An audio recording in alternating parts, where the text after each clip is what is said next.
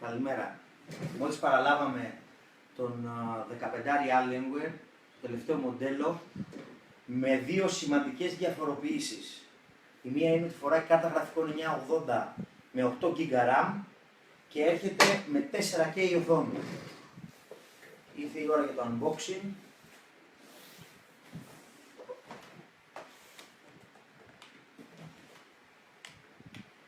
Αυτό εδώ το μοντέλο θα το έχουμε live στο κατάστημα.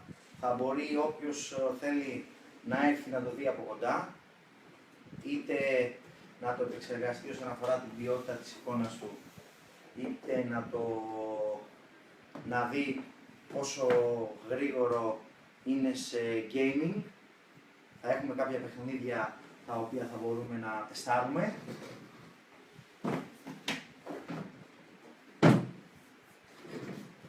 Αυτό που κάνει μοναδικό ένα Alienware PC είναι η ποιότητα κατασκευής του, όσον αφορά το κράμα και το μέταλλο το οποίο είναι φτιαγμένο. Γιατί έχει μοναδικό σύστημα ψήξης. Με αποτέλεσμα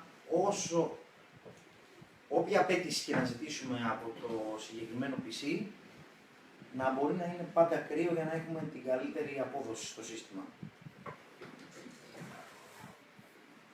Αυτά προς το παρόν. Επόμενη live μετάδοση με live Call of Duty.